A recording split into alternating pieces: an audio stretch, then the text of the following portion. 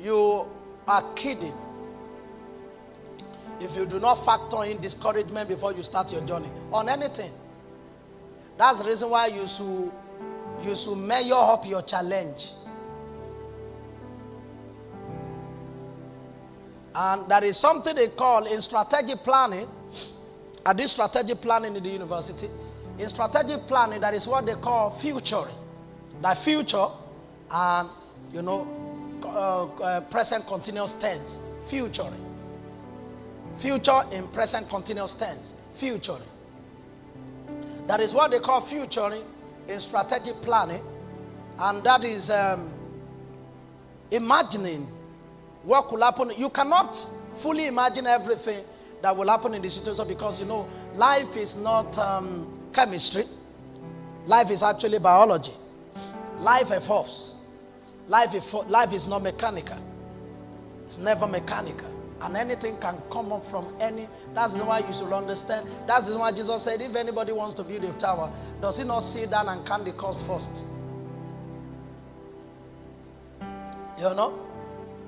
And there are two of them that are very essential of all life challenges that we will have to plunge into. Two of them are very, very essential. One is our journey to eternity.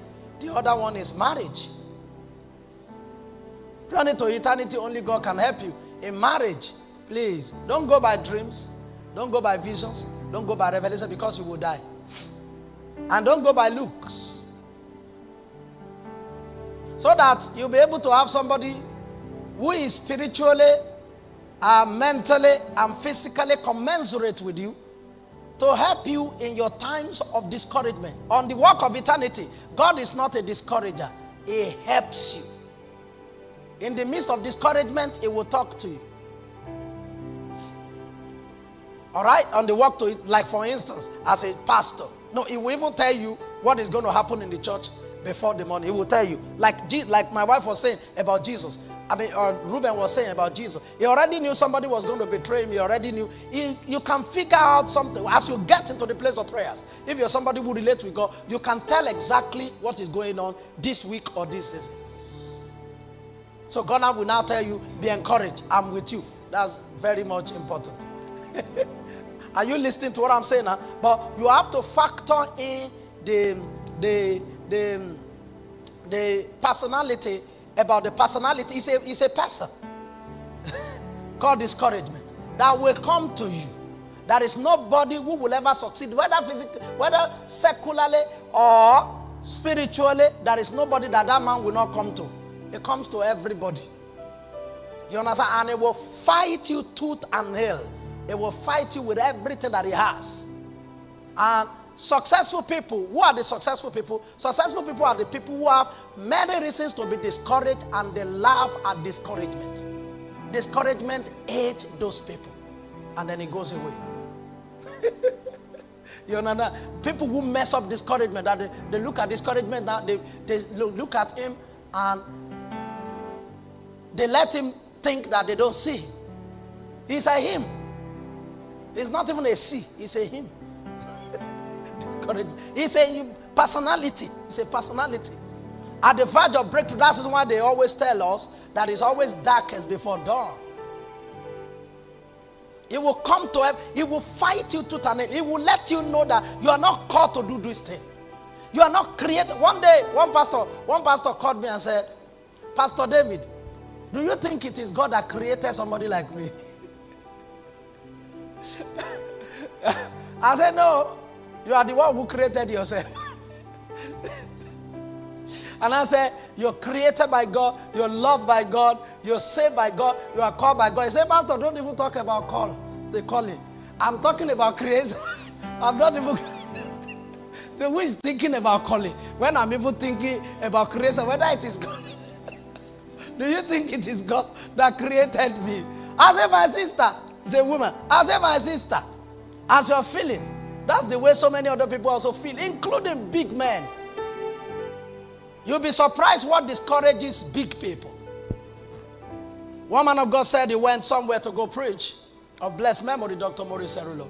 And he said in this city state, or a city nation, that about 500,000 people reside in the place, or maybe a little more. And then his crusade was attended by at least 450,000.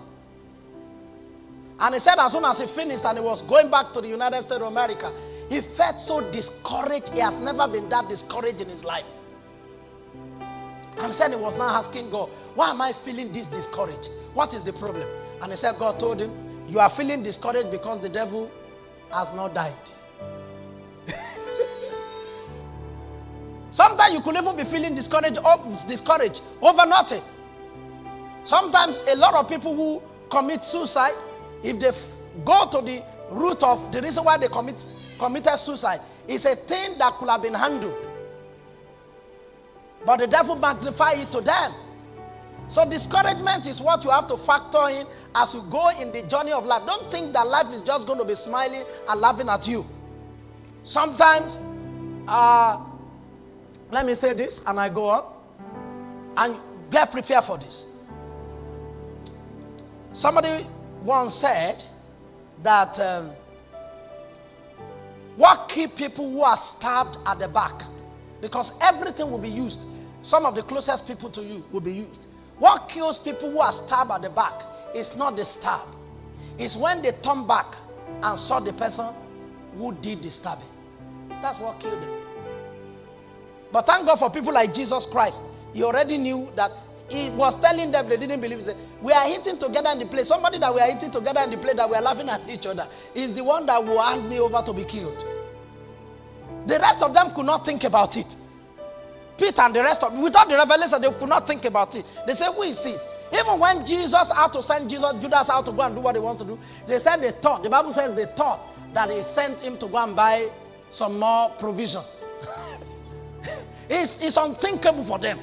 They say, no, pastor, forget about it. It can't be that person. But Jesus knew. The reason why human beings die is that they don't know. But if you relate very closely to God, it will give you some similitude. It will give you some ideas. That's why it's so important that your relationship with God must always be intact. Don't let anything come in between. You know, you must make up your mind that it's just you and you alone. Whether in marriage or in ministry or whatever. If you're living a life of we, you have died. Don't live we life. Husband and wife will be on the bed. One will be taken, one will be left.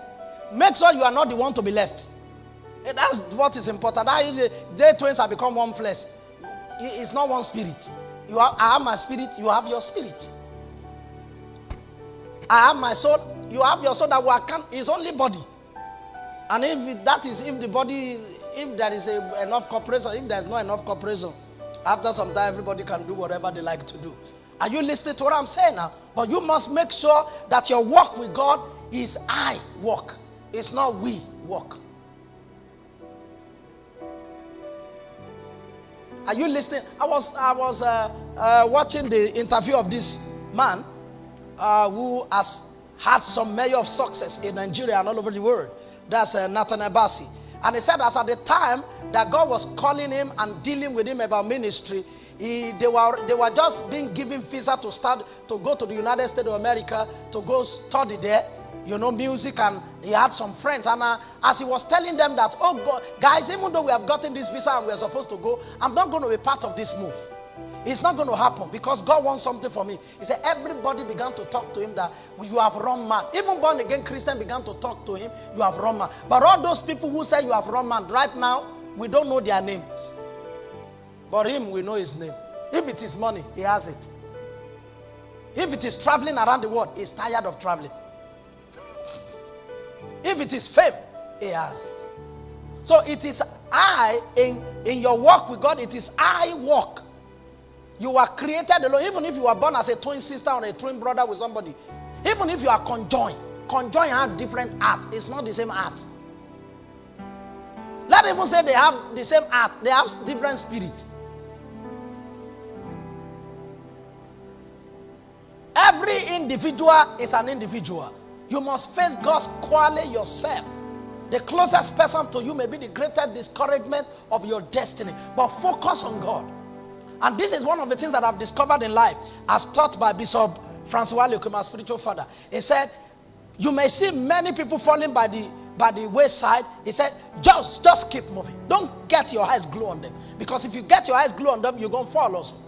And that is what I've done all my life. There is no time that my zeal for God has ever been down. My zest for God has ever been down. There is no time that my fervor for God has ever been down. I could have some wrong theology at one time or the other, and the devil is taking advantage of me one way, one kind. But there has never been a time that my zeal level has ever dropped, or my focus level has ever dropped. When it comes to my relationship with God, it's a lonely race, and I take it as such. So I focus on God, and I keep moving.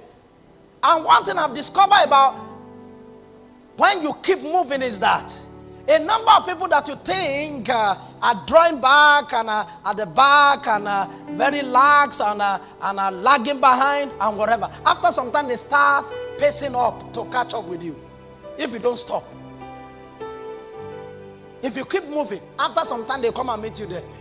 But if you stay with them, as a matter of fact, they could now get encouraged by God and revived by God, and then you could now be the one that goes before your time. So it is a personal relationship with God. Encourage everybody as much as possible around you.